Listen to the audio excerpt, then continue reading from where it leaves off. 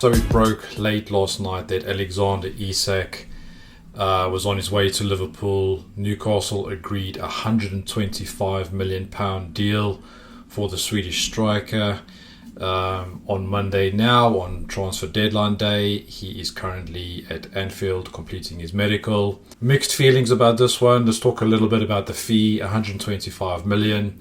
As we know, formally Newcastle did reject a £110 million offer. That was about a month ago. Since then, there was no offers or no discussions between the clubs that we know of. There was this mooted figure. It was never formally announced by the club that Newcastle were looking for 150 million. 125 million is the official fee that's been agreed upon. We know that Isak is due to sign a 6-year contract at Liverpool. Not that that means much, as we know as Geordie fans, but the total amount does feel slightly low. We don't know whether or not that's 125 plus 5 million add-ons, possibly taking the figure to 130 million. But the figure seems very, very low for me. As I said on my previous video, if you do the math, Voltemade for 69, Wissa, who I'll come on to in a minute, for 55, that takes you to 124 million. And Newcastle have obviously sold Isak for 125. So the accountants have been doing the math, the PSR math at Newcastle, and obviously it adds up. I personally think Newcastle are not getting the best deal for Isak because the player has asked to leave. That figure, as I said in my previous video, was always going to come down slightly. Newcastle have to sell to comply with PSR. When I read the news last night and I saw the 130 million, and I knew at that stage we didn't have an official second striker in, it felt pretty much like Newcastle are getting the raw end of the deal. It feels like we're getting our pants pulled down. Liverpool are getting a proven striker, a striker who can compete with Erling Haaland as one of the best strikers in the Premier League. That's who Newcastle are losing. That's who Liverpool are gaining, in addition to Ekitike, who's hit the ground running at Liverpool. So it feels ultimately as if Newcastle are weaker. As I said, I'm going to talk about Wissa in a moment. We do have Voltemade through the door for 69 million. Fundamentally, we've lost Isak. Wilson didn't renew his contract. We signed Voltemade and we've got Wissa. So it's up to you to decide whether or not you think Isak and Wilson is better or worse than Voltemade and Wissa. My opinion is that it's a question mark. Wissa is a known quality. I mean, whilst we're talking about Wissa, it's just been agreed that Newcastle have signed the striker for £50 million. It's 50 million plus 5 million add-on. He's in Newcastle at the moment, busy doing his medical. It feels as if we've overpaid slightly for Wissa. Although he's Premier League proven, he's 29 years old. We lose him in January to the African Cup of Nations. He only had 1 year left on his contract. Compare that to Alexander Isak, who's 25 years old. He had 3 years left on his contract, Premier League proven. It feels as if Liverpool, although it is a record transfer deal, have kind of won the negotiation or got the better end of the deal from Newcastle. And it feels as if Brentford have also won in terms of getting £55 million, or should we say 50 million guaranteed, for a 29-year-old player who had 1 year left on his contract. It just shows how desperate we are. It shows again towards that statement that Eddie Howe said right at the end of last season, in terms of we have to get our business done early. Wissa is in effect the Callum Wilson replacement. Voltemade is the Isak replacement. We've signed both players 3 days and now 1 day, or on transfer deadline day, where we've had 6-7 weeks plus in which to do our business. So the club is not done. what Eddie Howe asked them to do in terms of getting the business done early. We saw Chelsea do it with Pedro and Delap. We saw Man U do it with Mbuemo and Cunha. Obviously, Sesko, they got in the middle of the window as well, but he was able to have a bit of pre-season with them. But we are already playing catch-up. We've already lost points at the beginning of the season. Eddie Howe is going to have to quickly integrate Voltemade and Wissa in terms of how Newcastle play. We've got an international break now. We could use it. That's not going to be very helpful to Eddie Howe in terms of integrating Voltemade and Wissa. I think questions will need to be asked. I think it's very raw at the moment. There's a lot of change. 2 strikers out, 2 new strikers in. We've seen what the last 3 games have done to Newcastle, being completely toothless up front. Now Eddie Howe will have 2 strikers at his disposal for the next game. That's what we're looking for. We're looking for goals. We're looking for a target man. We're looking for a number 9. It'll be interesting to see what shirt number Wissa takes. I assume it will be the number 9. But like anything, you may have heard, if you want to get down to the roots of the problem, if we actually sit back and look and digest at what's happened and what's happening, the easiest way to do this is asking why 5 times. Why does Isak want to leave? Why does Isak want to leave? Is it because of these wages? Is it because of Newcastle challenging for silverware? Is it because of PSR?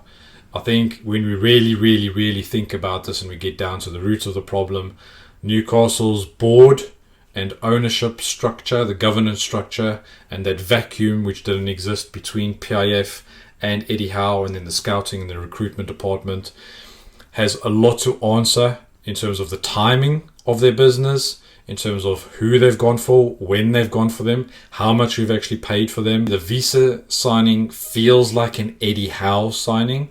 We know Eddie Howe likes Premier League proven players, but Eddie Howe is not an accountant, he's not a sporting director, he's not a CEO. So from his point of view, he just wants players that he can choose from, that he can train, that we can get results.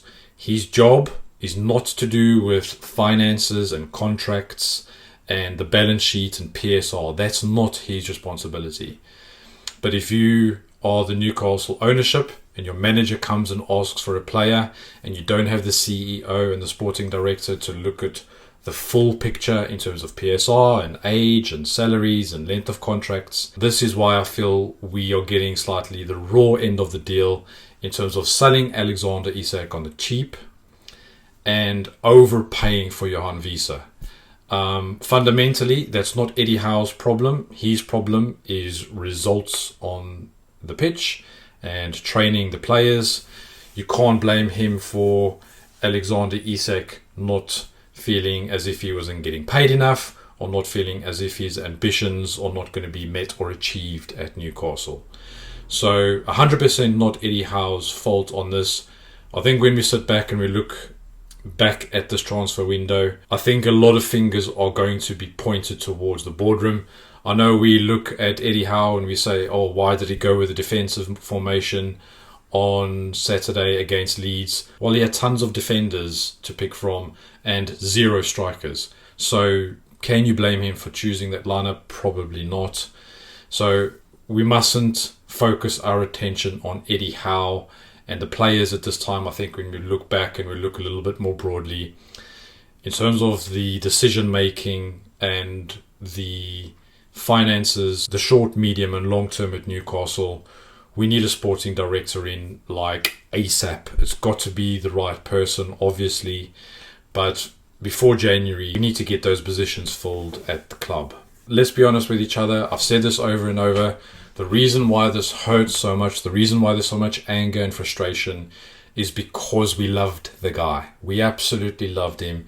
He was a fantastic striker. What he did for us in the last 2 seasons was unbelievable. At the end of a chapter, I think a lot of the fans who commented about letting him rot or sit on the bench or play for the youth sides, that was never realistically going to happen. Realistically, that was never going to be a smart business decision. You cannot afford for one of your prime key assets to be depreciating, sitting on the sidelines, just losing value. I think a lot of people said, well, what if he had gone in the winter window, maybe abroad somewhere? Isak had made it clear that he was not budging. He put his feet in concrete and said, I'm going to Liverpool, like it or not. In terms of it setting a precedent for future players, I think you can look at it in two ways. One is, yes, you might have Tino saying he wants to go to Man City, or Tonali saying he wants to go to Madrid, or XYZ. And that then obviously opens the door, because we've set a slight precedent for Isak in terms of how he's behaved and has eventually got what he wanted. Yes, I agree, that is a dangerous precedent. The other way to look at it is in terms of, a player's come here for 3 seasons, he's elevated his profile, he's gone to a bigger club who realistically have more opportunities to win silverware. That could attract other players to the club who are up and coming. Voltemade is a perfect example. He's not the finished article. We're going to give him a platform to perform on the greatest football stage on earth in the Premier League. If he absolutely shines brightly and we sell him for double than what we bought him in the future, is that a win or is that a loss? Again, you can never account for how a player is going to be like in 3 years.